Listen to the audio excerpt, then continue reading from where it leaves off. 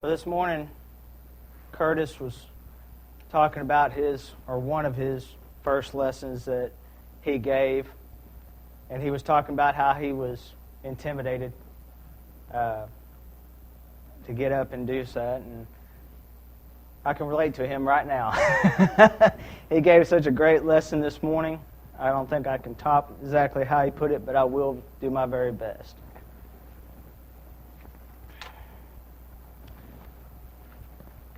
There's a song out called "It's Okay to Be Little Bitty," and it's sung by Alan Jackson. And he sings in this song about having a little bitty house, a little bitty yard, a little bitty town, and having a little bitty car, and even a little bitty dog. And he also points out in this song that all these things are okay. And he also says that we might as well share, we might as well smile, that life goes on for a little while. And as we know, life is little, and it's a short period of time that we're here. But tonight, what I want to focus on is there's also small congregations, and there's large congregations, and they both have advantages. But I want to point out the advantages of a small congregation. And this may seem, or start off to seem, as if I'm saying the opposite of what Curtis did this morning, but hang with me, and I'll get to my point. One of the advantages, or actually before I start there, what I want to talk about is a man I used to work with actually, where I currently work now. He's semi-retired. He works now out in East Texas. But when I first started there, we had to bring our tools in. And as I was setting up my toolbox and getting it organized and everything, he just kept looking at my tools, and they were just too fancy for him. And he just, man, that's just too many.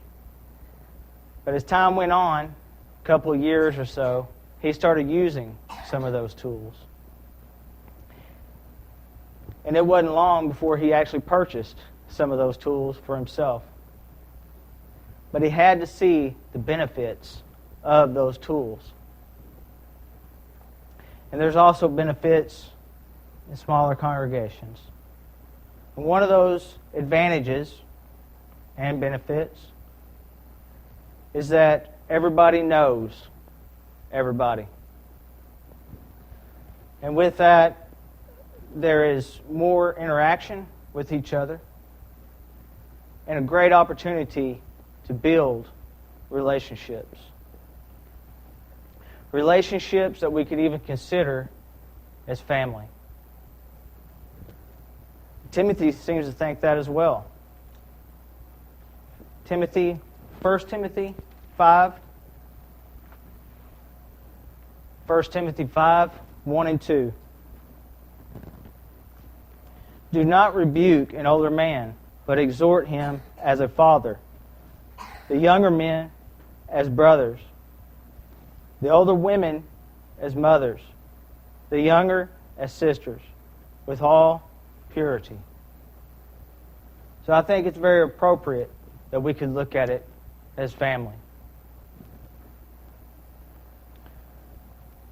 Also, within a smaller congregation, it's a great opportunity for the younger and the older to benefit from each other's strengths. From my personal experience in larger congregations, they seem to be sectioned off. Usually you have the youth group in one section, the young married in another section, and the older in another section. It's not purposely done that way, but that's just the way it usually ends up. And in this congregation, we have a great opportunity with the advantage of the youth, considering how they help lead in the songs. They help with the Lord's Supper. And all these things that we can take advantages of and use the strengths of each other. The older teaching the younger to help with these things. In a large congregation, it's easy to get lost in the crowd, where we can be more aware and attentive to each other's needs. Being an encouragement to those going through hard times. Knowing how to pray for particular needs. And if we're close to one another, we should rely on each other and be able to tell each other what we're needing prayed for throughout the week.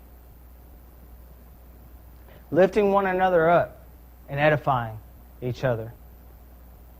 1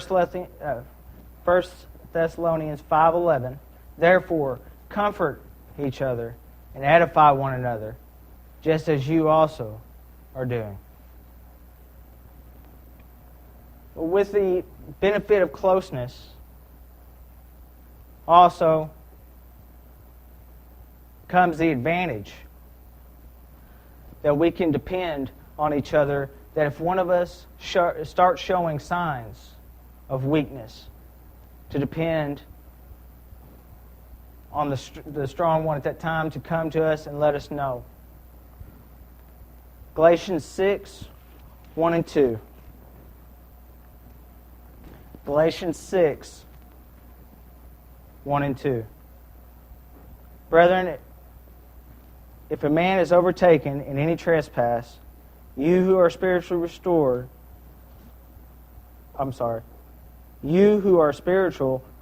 such a one in a spirit of gentleness, considering yourself, lest you also be tempted. Bear one another's burdens, and so fulfill the law of Christ. Curtis used this passage this morning, but I don't think we can hear it enough and really be able to take it in and use that in our lives and with each other. Also, in a small congregation, we have great opportunity to serve. Not only each other, as we just looked at, but we also have the opportunity to serve in all different areas. Whether you have a large congregation or a small congregation, there are roles to be filled. We need teachers, preachers, song leaders, those that help lead in prayer and with the Lord's Supper. And the fewer members that we have, the greater odds that you will be called upon to help and serve. And we should be willing to do so. And I understand that each and every one of us have different talents. For instance, Aaron does a great job, and the young dude, everybody that gets up and does song leading does great in that. I don't think that's one of my strengths, but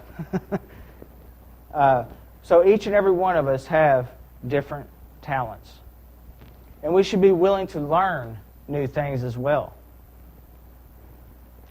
which will benefit not just us, but those also then that we teach and carry that on to. 2 Timothy 2:2. And the things that you have heard from me among many witnesses, commit these to faithful men who will be able to teach others also. So the things that we learn, we then can take to others.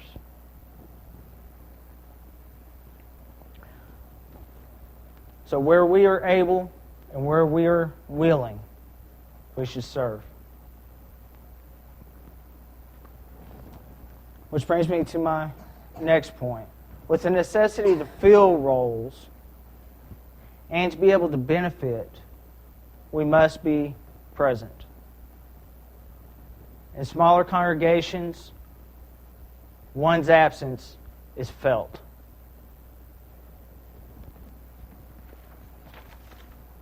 Hebrews 10:25. And let us consider one another in order to stir up love, good works, not forsaking the assembling of ourselves together, as is the manner of some, but exhorting one another, and so much more as you see the day approaching. And each one of us are to be servants, as Curtis pointed out this morning.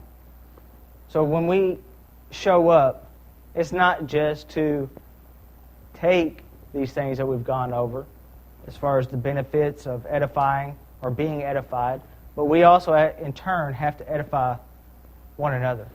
We are to serve each other and give as well as receive. And I know this hadn't been the longest sermon or lesson, but I am at my last point. And all of these are great advantages and great benefits. But at the beginning I said this might sound like I'm saying the opposite of what Curtis said this morning. But here is the but. Okay? Although there are great benefits to a smaller congregation, we must not come or be complacent with where we are. I understand that there's some that just don't like change. I might be one of them. There's also,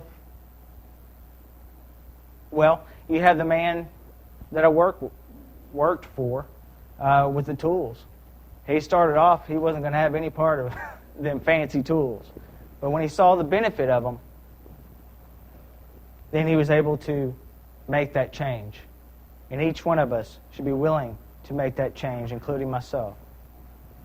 And for others, they might start enjoying the warmth and comfort of a smaller congregation. But we must be looking to grow not only as individuals, but as a congregation as well. And the Lord expects growth. You turn with me to Matthew 13.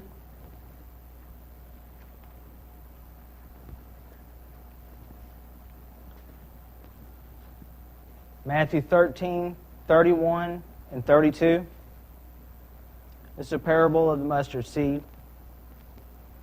Starting at 31.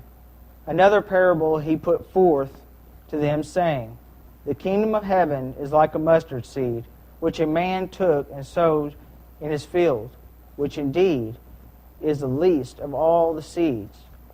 But when it is grown, it is greater than the herbs, and becomes a tree. So the birds of the air come and nest in its branches. And let's look at an example of adding to the congregation, or to the Lord's church and His kingdom, in Acts 2:41. This is the day of Pentecost, the day the Lord's church is being established. And here in Acts 2:41,